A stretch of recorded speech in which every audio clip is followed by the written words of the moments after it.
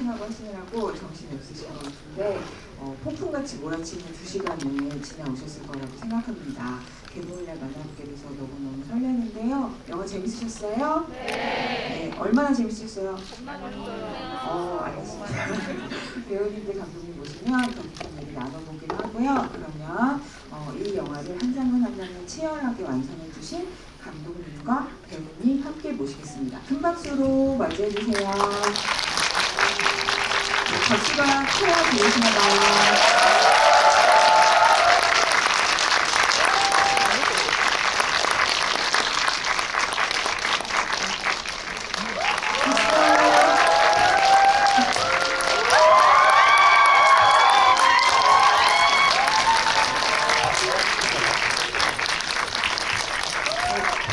여기 이름표가 있는데 이거 손현우 배우님 팬이 저기 앞에서 마련해 주셨다고 다 깔아주셨어요. 그럼 저희 자리에 앉아서 시작하도록 하겠습니다. 이렇게 모시니까 막 반짝반짝하고 그렇죠? 오늘 왜 이렇게 대답을 좋아하고 좋은 것 같고 사진 찍으시느라 연주하시는 걸 너무 감사한데 그럼 이제 한 분 한 분 인사 말씀 듣기 전에 제가 사실 영화 개봉하고 영화 보고 관객분들 만나는 첫자리라 영화에 대한 후련한 얘기를 다 해주시길 부탁드릴 건데 그 대신 그 나가는 후기 같은 데는 스포일러 같은 거 조심해 주셨으면 좋겠다고 제가 부탁드려도 될까요? 네. 대답 주셔서 감사합니다. 그럼 제 옆에 계신 무라야마 김진입니다. 반갑습니다. 김지혁을 맡은 세종입니다. 반갑습니다. 네, 박차경 역할을 연기한 이한입니다. 반갑습니다. 네, 안녕하세요. 저는 유리코 역을 맡은 박소담입니다. 반갑습니다. 네, 저는 청계장 역을 연기한 소현우입니다. 반갑습니다. 네, 저는 청계장 역할을 한 사람처럼 보이지만 연령을 연출한 이대영입니다. 반갑습니다. 제가 영화 보고 너무 궁금한 게 많아가지고 먼저 하나씩 여쭤보고 여러분들도 마이크를 잡고 영화 보신 소감 질문하실 수 있는 시간을 드리도록 하겠습니다. 근데 아마 저처럼 느끼시는 분 많을 것 같은데 저는 사실 중반까지 그 무라야마 준지랑 박차경이랑 막 싸울 때까지도 그 준지를 특히 설경구 배우님 연기하시니까 아니야 준지가 문봉구 편일 리가 없어 그렇지 않을 거야 이렇게 생각하면서 설배우님이 연기하시니까 뭔가 또 반전이 있겠지 이렇게 생각했거든요. 혹시 그렇게 생각하시는 분? 그죠? 이럴 줄 알았어. 감사합니다. 그래서 이게 그 배우님의 존재감이라는 게 되게 그 추리에 어떤 또 하나의 긴장을 더하는 것 같은 역할이었는데 그래서 아닌가 보다라고 생각한 건 제가 그 과거 장면 나오면서부터 생각을 했거든요. 그래서 이렇게 말하자면 배우님의 이름에 이렇게 버는 기대감 같은 걸 이용해서 되게 보기 좋게 배반하는 연기, 느껴가는 연기 같은 거 하신 것 같은데 그걸 또 이렇게 막 후배 배우들이랑 막 엎치고 두고 막 맺히고 막 이러면서 하시는 거 보면 저는 약간 되게 좀 감격스럽게 다가오기도 했어요. 왜요? 제가 느끼면 느낀 거예요, 그냥. 아니 배우님이 그러니까 뭔가 정말 그 오시기 전에 말씀해 주셨지만 다른 캐릭터들에게 더 뭔가 이렇게 서사를 부여해주는 역할을 해주기 위해서 우리의 기대를 배반하는 그런 역할을 하신 거가 되게 한편으로 충무로를 대표하는 이름 중에 하나시니까 그런 생각이 좀 들었거든요. 그래서 저의 감격에 대해서 본인으로서는 어떻게 생각하십니까? 그 우리 유령들은 그 지령을 받아서 그 지령을 임무를 완수해야 되는 그 임무가 있었고 그 저는 그 춘지 이전에 설경구는 이영 감독한테 지령을 받은데 이 영화를 교란시켜라 라는 임무를 부여받고 최선을 다했을 뿐입니다. 그리고 그 사실 한국 영화에 그 이런 여성 캐릭터들은 없었던 것 같아요. 또 그렇게 나온 그 책이 너무 반갑고 좋았고 브로맨스 천지잖아요. 저도 많이 해봤지만 그 와중에 이 여성 캐릭터를 우회하지 않고 직진해서 그냥 돌파하는 그리고 마지막에 호쾌하고 통쾌했던 그런 좀 희열이 좀 있을 것 같다는 그 책을 보면서 그런 생각을 했었고 저도 영화를 보면서 마지막에 진짜 통쾌하고 막 처절하지만 이 기품과 이 호쾌하고 통쾌함이 아주 후련했던 영화였습니다. 굉장히 저한테 굉장히 반가웠던 영화였고 제가 기꺼이라는 표현은 그렇지만 이 역할하면서 참 즐거웠습니다. 이렇게 교란시키는 역할하면서 관객을 교란시켜라. 감사합니다. 손 들어주신 분들은. 네, 감사합니다. 제가 후배로서 좀 덧붙이자면 정말 선배님이 이렇게 버팀목이 주셨기 때문에 이 장르, 이 영화가 성립될 수 있었던 것 같아요. 예, 나도 나중에 진짜 후배들한테 저런 선배가 되어야겠다 그런 생각을 정말 많이 했어요. 그 매일매일의 현장에서도 그의 정말 이런 얘기를 대놓고 잠깐 나가 계시면 여기 안 해도 괜찮으시면 아니 또 울어야 되나? 네. 안 돼요. 감정이 울어요. 근데 정말 매일의 그 치열한 성실함을 저희가 또 현장에서 너무나 많이 배웠고 그리고 정말 이 후배들에게 또 감독님에게 이런 영화를 그래 해봐 내가 버텨줄 테니까 해봐 이런 그 에너지가 저희가 너무 감사했어요. 그냥 말씀을 매번 드리진 않았지만 정말 나도 언젠가 선배라는 타이틀을 타게 되면 진짜 설경구 선배님처럼 해야겠다. 네, 그런 생각을 좀 많이 했어요. 제가 또 덧붙이자면 저는 이 두 선배님 덕분에 선배님도 그렇지 정말 제가 현장에서 저는 정말 보고 배운 게 많고 선배님들한테 받은 게 너무너무 많아요. 그래서 제가 무대 인사를 드릴 때마다 저는 유령이란 영화를 찍으면서 너무나 받은 게 많아서 그 에너지를 정말 관객분들께 다 돌려드리고 싶다라고 말씀드리는 게 정말 받은 게 많아서 매일매일 감사했었고 그리고 하루는 제가 이 얘기를 정말 꼭 하고 싶었거든요. 하루는 저희가 이렇게 배우분들 좀 편히 쉬게끔 좀 저희만의 공간을 이렇게 만들어 주셨었어요. 모니터 뒤에 따로 천을 쳐서. 근데 경부 선배님이 그걸 뜨더라고. 왜냐하면 저희들끼리 이렇게 있는 게 모니터와 함께 그러니까 모두가 이렇게 함께 있을 수 있는 공간을 만들어 주셔서 저는 그때 그 모니터 뒤에 앉아 있으면서 너무 든든하고 너무 마음이 편안하고 좋았었어요. 그게 다 선배님 덕분인 거라 선배님이 그 천을 뜯어주셔서 전 너무 좋았어요. 끄끄 어때?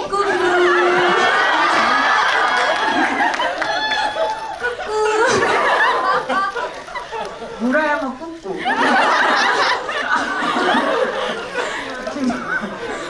그렇군요. 안 되겠다. 새해 결심 대동단결로 해야 되겠네. 알겠습니다. 근데 서현우 배우님 여기서 안 덧붙이면 이상하지 않습니까? 한번 튕겨봤습니다. 네. 이렇게 꾸꾸 팬미팅에 와서 너무 행복하고요. 정말 저는 개인적으로 선배님 너무 팬이어서 제가 사실 리딩할 때부터 너무 긴장을 했어요. 근데 첫 씬을 찍을 때 선배님하고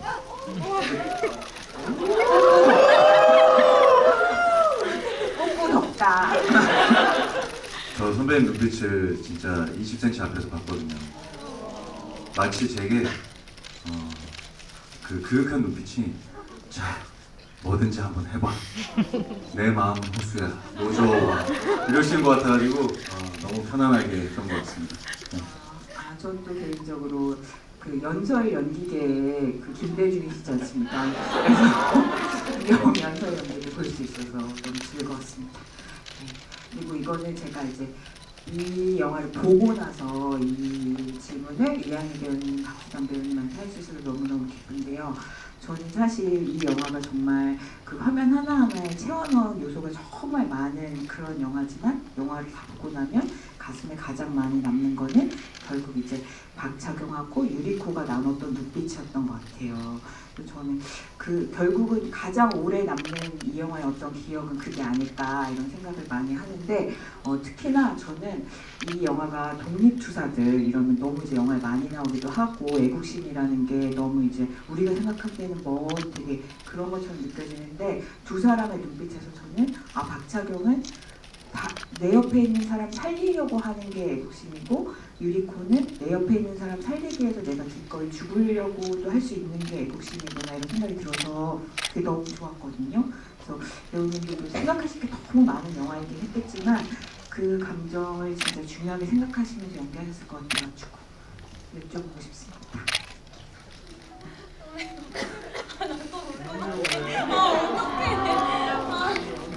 우리 그만합시다. 우리 충분히 울었어. 뭐 어떻게 해야 됩니까? 웃겨야 되는데 저렇게. 이게 저희가 아직도 생각을 하면 울컥거릴 정도로 저희한테 그런 게 있어요.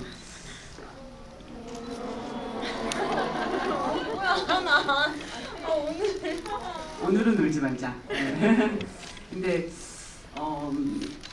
제가 생각했을 때 이거를 규정지을 단어가 사실 없었어요. 그냥 사랑이라는 그 단어도 너무나 좀 모호하고 담기 힘들다는 생각? 이게 우정도 아니고 동지애라고 하기도 좀 부족하고 뭔가 삶과 죽음을 앞에 내놓고 사는 사람들의 이야기인데 그것을 함께하는 그 연대가 얼마나 셀까가 제가 가늠이 잘 안 되더라고요. 그래서 이게 작품으로 들어갈 때 이 관계를 먼저 규정을 해야 되는데 저와 난영 그게 옮겨져서 저와 유리코에서 유리코가 안강옥이 되면서 그 차경과의 안강옥으로 들어갈 때 이게 도대체 어떤 연대고 어떤 관계, 어떤 사랑인 거지? 라는 생각할 때 와 진짜 내일 죽어도 여한이 없는 안강옥과 죽을 때를 기다리면서 죽는 살아 죽지 마라고 얘기하면 살아. 근데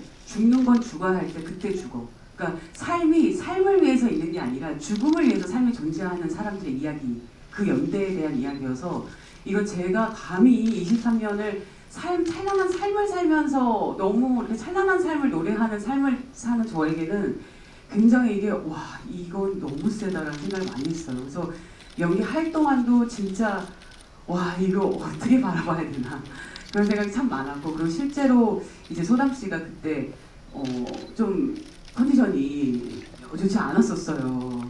근데 저희가 그걸 다 몰랐었어요.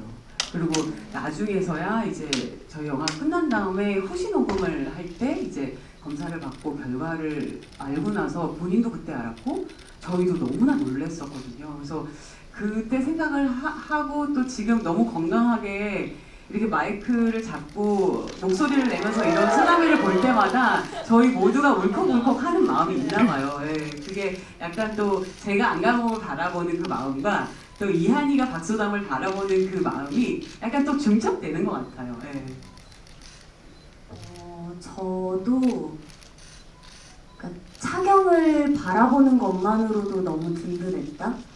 그래서 차경이 저에게 보내는 눈빛, 그 말투, 그것들이 저의 가슴속에 굉장히 오랫동안 박혀 있었고, 그래서 차경이 이 유리코가 누구인지 이제 알게 됐지만 저에게 총을 겨누면서 하는 딱 그 선배님의 얼굴을 찍을 때 선배님이 나 울면 안 되는데 왜 자꾸 눈물이 나지 하면서 눈물이 계속 근데 저도 그런 차경을 보면서 나도 울면 안 되는데 이게 정말 어떠한 단어와 어떠한 문장으로 그때의 감정과 저희가 함께 나눠온 그것들을 표현할 수가 없는 거예요. 근데 저는 차경과 유리코의 관계를 생각했을 때 또 그걸 영화로 제가 바라봤을 때 너무 아름다웠어요. 그리고 너무 감사했고 제가 바라보는 그분이 한희 선배님이라 더 감사했던 것 같기도 하고 그래서 저도 선배님이 방금 말씀하신 것처럼 어떠한 단어와 문장으로 딱 이야기할 수는 없지만 정말 생각만 해도 좀 마음이 먹먹해지는 게 있는 것 같고 그래서 그걸 너무나 잘 표현해내고 싶은 강한 욕구가 항상 들끓었었고요, 제 안에서는. 하지만 저희는 또 해야 될 몫이 있었기에 또 묵묵히 달려나가야 했었고 이 유리코가 안강옥이라는 인물이 죽어도 괜찮다고 이야기하는 그 심정까지 그 친구가 얼마나 오랜 시간 많은 것들을 겪으면서 느껴왔을까를 생각을 하면 그 생각을 할 때마다 정말 울컥울컥하거든요. 그래서 또 오늘 저는 이런 이야기를 이렇게 관객분들 앞에서 하고 싶으면서도 정말 울까봐 좀 두렵기도 했었고, 하지만 영화 오늘 개봉했고 여러분들 앞에서 이런 이야기를 할 수 있다는 것만으로도 되게 행복한 오늘인 것 같아요. 네, 그렇게 봐주셔서 너무 감사드리고, 네, 감사합니다.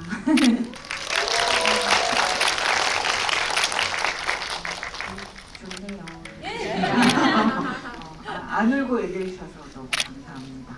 네, 근데 저 이한 배우님 방금 잠깐 얘기해 주셨지만 저한테도 이 영화가 차경과 난영이 담뱃불로 이제 마음을 나누는 장면으로 시작해서 마지막에 안가은과 박차경이 정말 거침없이 다 같이 함께 독립을 꿈꾸는 그런 모습으로 끝나는 영화 같다고 느꼈거든요.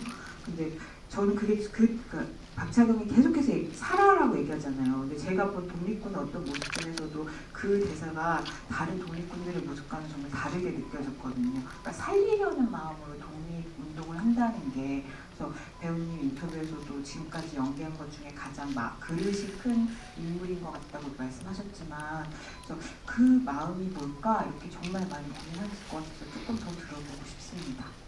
저는 사실 차경의 그 마음이 말씀하신 것처럼 지나치지 못하는 마음이라고 생각했어요. 선배님은 그 연기를 연미인에서 시작하신다고 그렇게 말씀하셨더라고요. 근데 비슷한 마음일 수 있을 것 같아요. 이렇게 어떤 사람을, 사실 박차경이라는 인물이 재력가의 딸이에요. 엄청난 재력가의 딸임에도 불구하고 정말 상반되는 그 당시에 사실 나라 잃은 지가 1930년이면 나라 잃은 지가 10년이 넘은 상황에서 지킬 나라라도 있냐? 라고 묻는 준지의 말이 너무나 이성적이고 너무나 맞는 얘기였을 거란 말이죠. 근데 정말 호일뿐일 것 같은 그 나라를 부여잡고 뭐 하는 거라고 얘기할 수 있지만, 정말 사랑하는 사람을 그때 무수히 그렇게 잃었었던 경험이 너무나 많았을 거고, 그럼에도 불구하고 일상을 계속 살아가야 되는 그런 슬픔을 갖고 있었을 거라, 야, 이거 진짜 굉장히 보통 아니게 세다, 그런 생각을 많이 했어요. 그리고 제가 촬영을 연기하면서 정말 그래도 연기를 뭐 1, 2년 한 건 아닌데도 이런 거 진짜 처음 느껴보는 것들이 참 많았어요. 그러니까 난영을 잃고 나서 이렇게 산에서 이렇게 오열하는 씬인데, 보통 캐릭터 같으면 이렇게 막 울었을 그 장면이에요. 근데 이거를 계속 안으로 집어넣으니까 굉장히 추운 날이거든요. 그래서 이 안으로 너무 집어넣으니까 이게 비장이 끊어진다는 옛날 말 있잖아요. 이 여기가 근데 뚝 하는 느낌이 들었었거든요. 근데 실제로 한 며칠을 여기를 피지를 못했어요. 뭔가 이렇게 뚝 끊어진 느낌 때문에 이렇게. 그래서 너무 슬프고 비통한 거를 밖으로 내뱉지 못하면 이런 장기가 이렇게 돼도 되는구나, 그런 걸 처음 경험했어요. 그리고 유리코 안강호를 만났을 때 너 정체가 뭐야 이렇게 말씀하셨던 그 장면도 되게 단단하게 아무렇지 않게 너 정체가 뭐야 라고, 저는 너무 그렇게 하고 싶은데 그 대사만 하고 눈물이 그냥 계속 나는 거예요. 그래서 다시 갈게요. 근데 또 그러고 다시 한번 가볼게요. 또 그러고서 한 4-5번 가고 난 다음에 감독님한테 그냥 그런가 봐요. 네, 이게 그런가 봐요. 그냥 마른 눈물이라고 표현해야 될지 모르겠는데, 그냥 나는 정말 안 그러고 싶은데 그냥 그런 존재를 만났다는 것만으로도 그냥 이렇게, 제가 출산을 해보니까요. 갑자기 뜬금없이 출산 얘기가 나오는데, 이게 제가 37시간 진통하고 애를 낳았거든요. 근데 제가 이 통증하고 내 눈물하고 완전히 연결돼 있다는 걸 제가 처음 알았어요. 너무 몸이 아프니까 그냥 안 일어나지, 저는 이렇게 생각을 했답니다. 절대 나는 소리를 지르는 산모가 되지 않아야지, 이렇게 생각했는데 정말 웬걸 소리를 지르면서 으아 눈물이 제 의지와 상관없이 뚝뚝뚝뚝 떨어지더라고요. 그러니까 저도 사실은 배우로서 이런 게 통증하고 눈물하고 연결돼 있는 거구나. 네, 그 순간에 그 생각을 했어요. 야, 언젠가 이런 걸 또 연기를 할 수도 있겠다, 이런 생각을 하면서. 근데 되게 신기한 경험이었어요. 유리코 안강호를 바라보면서 너 정체가 뭐야 하는데 그때 그렇게 흘렸던 눈물은 잊지 못할 것 같아요. 출산은 비결되다. 빠른 눈물. 한마디만 첨언하자면 저희는 늘 그 배우분들의 건강과 안전을 항상 챙겨드리거든요. 특히 그 비장의 건강 같은 거, 비장의 안녕을 늘 살피면서 촬영했다는 점을 꼭 말씀드리고 싶습니다. 건강 최고는 비장의 건강이죠. 네. 아 근데 사실 영화를 다 보고 나면 유리꽃 안강옥에 대해서 궁금증이 되게 많이 남아요. 왜냐면은 이제 영화에서 설명은 안 되지만 뭔가 되게 많이 있을 것 같거든요. 왜냐면 그 박차경만 해도 그 조직들하고 연락을 하면서 그 활동을 하는 것 같은데 유리꽃은 박차경도 모르는 존재였고 막 그러니까 그래서 어떤 과거를 거쳐왔길래 저렇게 죽을 각오로 언제든 죽어도 좋다는 각오로 혼자 활동해왔나 궁금해서. 그래서 그 어떻게 그녀가 그 어린 나이에 그 정무총장 직속 비서까지 올라가면서 철저히 자기 자신을 숨기고 저렇게 많은 것들을 혼자 해낼 수 있었을까? 가족도 없이, 친구도 없이, 동료도 없이. 그 부분에 있어서 감독님께도 많이 여쭤보기도 하고, 그래서 저희가 이 얘기를 너무 디테일하게 다 말씀을 드리는 것보다는, 네, 그냥 저는 제가 딱 차경이 저에게 너 정체가 뭐야 하는 그 장면에서 제가 그동안 어떻게 살아왔는지를, 제가 그동안 많은 아픔을 겪었던 그 부위를 아주 가까이서 누군가에게 터치까지 해가면서 그렇게 담담하게 저의 이야기를 하는 그 순간이, 그 차경이 저에게 너 정체가 뭐야 하는 그 눈을 보고 제가 그 다음 연기가 그렇게 이어질 수 있었어요, 정말. 그러니까 저는 그 장면에서 제가 울면 안 되는 거잖아요. 저는 너무나 많은 일들이 있었지만, 그리고 조금 뒤에 또 그곳에 저는 같은 일을 또 겪게 되고, 그래서 저는 정말 고민이 많았던 게, 내가 그 감정과 그 아픔을 과연 다 표현해낼 수 있을까에 대한 고민이 정말 많았어서 제 스스로 너 정말 잘하고 있는 건이란 질문을 굉장히 많이 했던 것 같아요. 그래서 그 이후에 카이토에게 고문을 당할 때도 얼마나 수없이 많이 당해온 고통임에도 불구하고 그건 정말 익숙해지지 않는 고통인데 이가 다 부서질 정도의 고통으로 참는데 그 안에서 터져나오는 신음이었을 것 같아요. 그래서 저는 유리코를 보면서 너무 안아주고 싶었어요. 그녀가 얼마나 오롯이 혼자 단단히 굳건히 자기의 의지로 여기까지 오게 된 거잖아요. 그 누가 그렇게 그녀를 잡아 끈 게 아닌 저의 의지로 거기까지 간 거였기 때문에 제가 과연 그녀의 강인함과 단단함과 그 에너지를 박소담이라는 배우가 과연 다 표현해낼 수 있을까에 대한 스스로의 고민과 두려움이 많았었고, 또 제가 컨디션도 계속, 그러니까 저는 정말 번아웃이 온 줄 알고 내가 왜 이렇게밖에 못할까에 대한 땅굴을 계속해서 파 내려갈 때 저희 유령팀 모두가 저를 계속해서 끌어당겨줬어요. 그 구렁텅이에서 저를 계속 끄집어내주셔서 그게 너무나 감사했었고, 제가 그래서 버티면서 그 유리코의 단단함을 박소담으로서 보여드릴 수 있지 않았나 싶어요. 그래서 영화를 어떻게 많은 분들이 보실지, 제가 어떤 모습으로 나올지 약 3년간 너무나 불안했었고 저는 매일매일 불안했었는데 감독님의 그 말이 전 정말 너무 큰 힘이 됐었어요.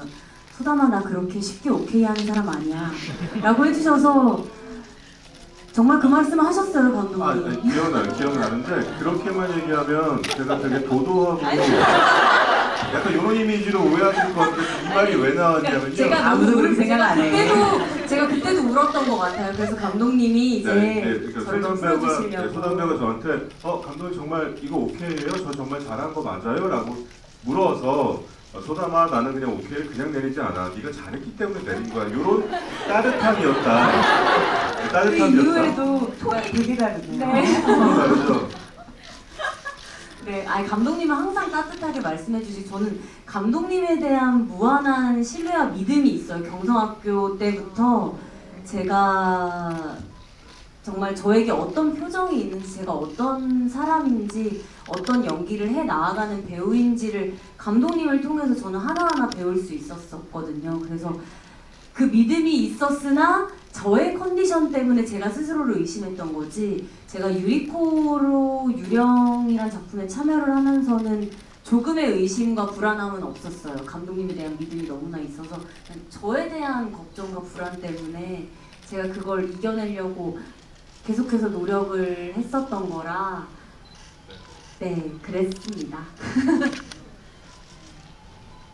감독님이 그럼 그 영화를 채우고 있는 여러 요소들 중에서도 이 두 여성 캐릭터의 엄청난 감정이 진짜 만만치 않은 감정과 드라마인데 그게 영화의 속살을 채우는 거잖아요.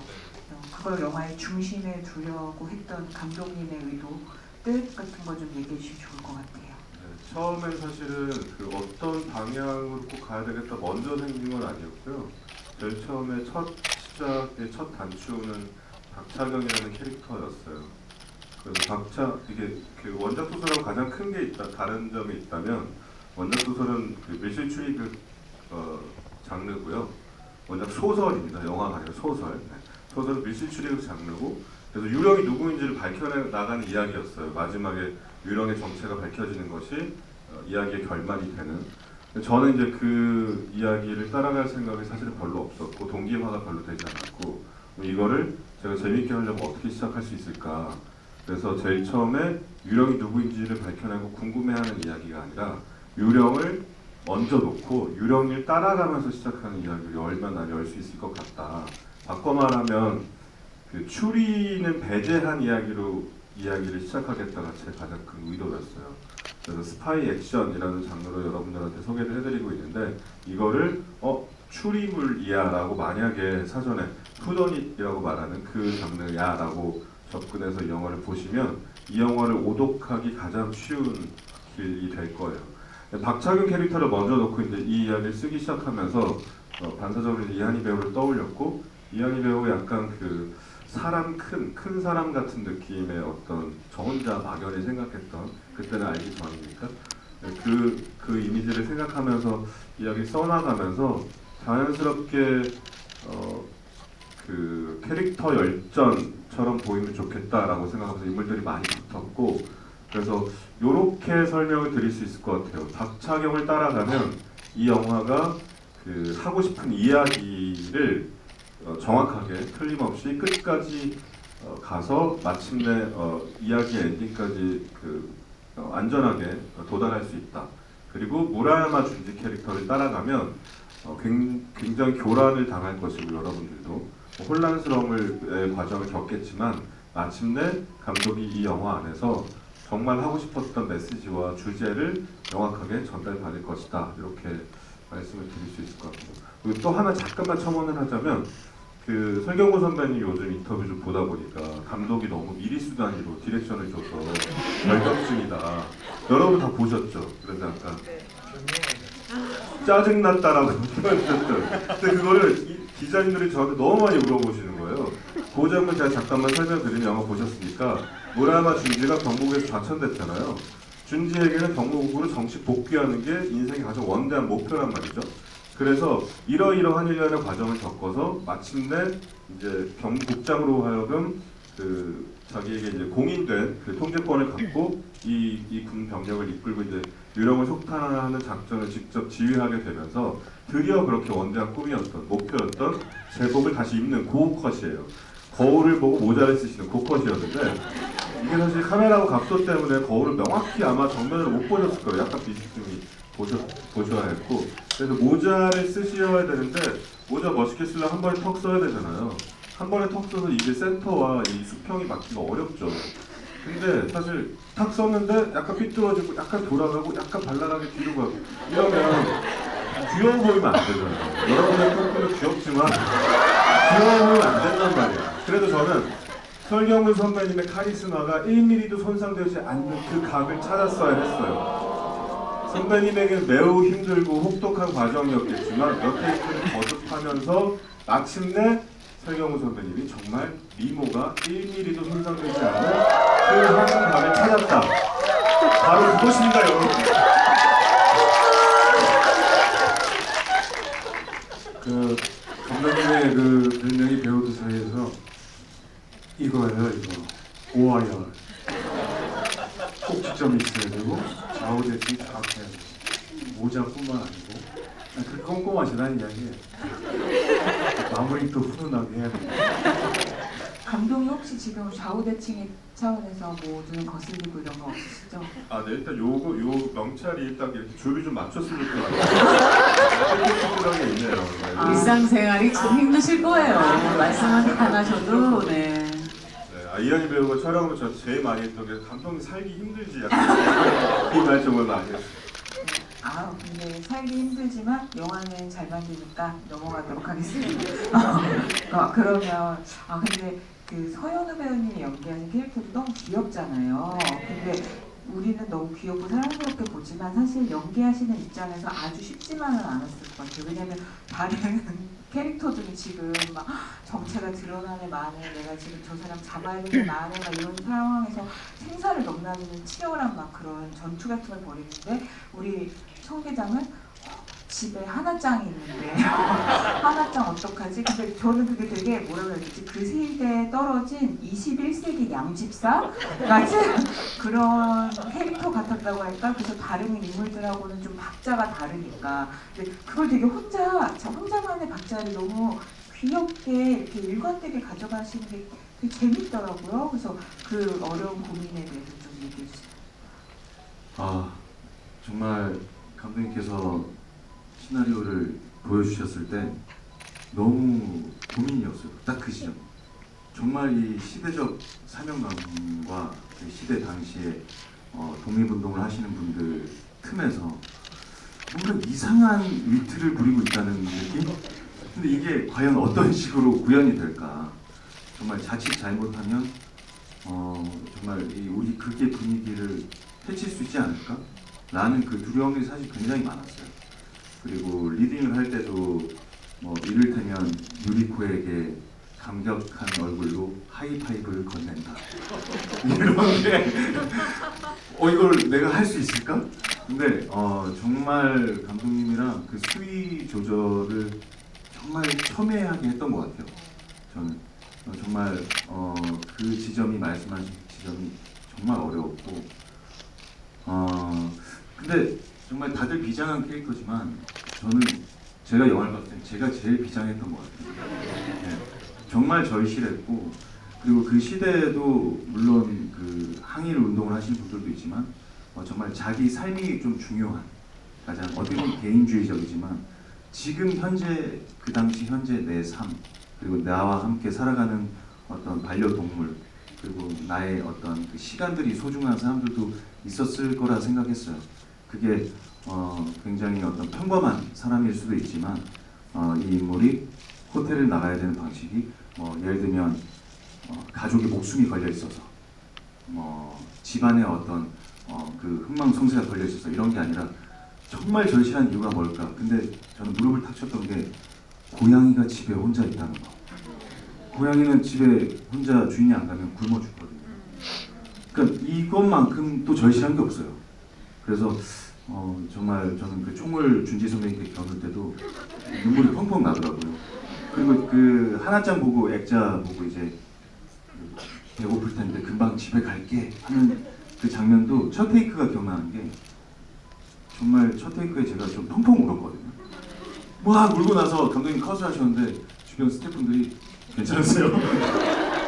아니 막 깜짝 놀란 거예요 다들. 그래서 정말 저에게는 현장에 실체는 없었지만 정말 제 안에 그 모든 그 상상과 그 감수성을 동원해서 하나짱에 대한 어떤 사랑과 가족애를 실었던 것 같아요. 실제로 반려견을 키우시고 계시잖아요. 혹시 이게 좀 생각이 나던가요? 제가 지금 참 얘기 나온 김에 18살 된 시추 아이가 있어요. 그 눈이 한쪽도 빠졌어요. 이렇게 눈이 큰 아이들이 안압이 올라와서 가끔씩 그러니까 뭐 정말 이렇게 빠지진 않죠. 근데 이렇게 툭 튀어나와 버려요. 그래서 너무 놀라서 병원에 데려갔더니 이미 시신경이 손상되고 그게 벌써 한 6년 전이에요. 그래서 애구가 된 상태로 정말 이렇게 가면 냄새를 막 맡아요. 이렇게 냄새로 이렇게 아는 거예요. 근데 지금은 이렇게 가만히 앉아 보면 혼자 끄떡끄떡해요. 이렇게 끄떡끄떡하고 배변도 좀 이렇게 활동이 제대로 하지 못하고 있고. 근데 뭔가 저 인터뷰 때도 이런 얘기를 했는데 굉장히 전 우주적인 어떤 뭔가 묘한 느낌들이 와요. 막 가족 그 이상의 존재이고 개인적으로 제가 그 군대 갈 때 부모님께서 저의 어떤 분신처럼 데리고 입양해온 아이라서 정말 사실 이제 무지개 다리 건널 준비를 하고 있습니다, 여러분. 저는 그래서 이제 그 하나짱 사진을 보면서 닦는 그 디테일 보셨죠, 여러분? 하트로 딱, 저 진짜 감탄했어요. 와, 디렉션이 있었나요? 저 궁금해요. 감독님 디렉션도 있었고 어. 뭔가 사랑스럽게 어루만졌으면 좋겠다. 그 액자를 한 다음에 이렇게 닦고 나서 그걸 만질 때 또 근데 하나짱 얼굴 자세히 보면 하트 모양처럼 두상이 생겼어요. 그래서 이렇게 두상을 이렇게 주변 가장자리 이렇게 만지다 보니 하트가 되더라고요. 너무 사랑스러웠어요. 네, 그 고양이가 여러분 그 이경미 감독님 실제 고양이에요. 이경미 감독이 누군지 모르시죠? 예, 이경미 감독이라고 영화 감독의 제 친구의 고양인데요. 우리 영화에서 브로맨스를 담당하는 커플이죠. 실제로 그 고양이가 남자아이거든요. 그래서 그 브로맨스를 이쪽에서 담당하고 있다고 볼 수 있고 그 고양이가 사실 좀 유명한 고양이에요. 그 여러분도 혹시 보셨다면 외계인이라는 최동 감독님의 외계인의 영화에서 부채 폈을 때 류준열이 부채 피면 나오는 우왕좌왕 있죠. 그래서 좌왕 그 아이가 이 아이예요. 하나짜리. 그래서 그 아이는 굉장히 큰 한국 영화 두 편에 굵직한 캐릭터를 맡아서 연기를 했습니다. 네, 사실 브로맨스가 말하자면 저는 카이토와 준지 캐릭터도 약간 준지에게는 뭐 그런 마음이 없을 것 같은데 카이토가 그렇게까지 집착하고 그렇게까지 매달리고 그렇게까지 하는 거 보면 뭔가 아등바등 마지막에 그 액션할 때 보면 막 발에 막 바둥바둥 하면서 준지를 타고 넘어가서 어떻게든 이 사람을 어떻게 하려고 하는 계속 준지가 유령이길 바라고 유령이라고 믿고 싶고 유령으로 만들고 싶어하는 카이토의 그 집착이 결국엔 약간 뭔가 애증이 아니었을까라고 저는 생각해요. 약간 애증 그런 생각이 들었고 그리고 아까 질문에 제가 답을 잘 제대로 못 드린 것 같아서 그러니까 여성연대 여성서사라고 뭐 그렇게 볼 수 있죠. 그건 사실이고 근데 저는 이 영화 안에서 성별이 많이 개입되면서 인지되고 해석되기를 바라지는 않았던 것 같아요. 그러니까 남자들의 어떤 싸움, 뭐 여자들의 어떤 싸움, 그리고 남녀의 싸움 이런 것보다 기본적으로 우리가 영화를 볼 때 남자 여자 이 성별이 개입되었을 때 우리가 반사적으로 머릿속에 생기는 위계라는 게 있거든요. 근데 저는 그 위계가 이 영화에 뭔가 우리가 알고 있는 익숙한 방식으로 개입되거나 간섭되지는 않길 바랐던 것 같아요. 그래서 준지와 그 차경의 몸싸움 같은 경우도 성별 떼고 진짜 두 인간이 서로의 목적과 기세와 각오로 부딪혀서 진짜 땀냄새 피냄새 나는 싸움이 좋겠다. 어떤 순간에도 여자친구 잘 싸운다, 여자인데 잘 싸운다, 여자임에도 불구하고 이런 거 없이 정말 그냥 두 인간이 싸우는 느낌이 좋겠다. 영화 전체적으로 성별이 나중에 인식되거나 느껴지면 좋겠고 그냥 이 사람들의 이야기가 캐릭터 열전이 일단 인간이 먼저 느껴지고 읽히면 좋겠다라는 생각으로 만들었습니다.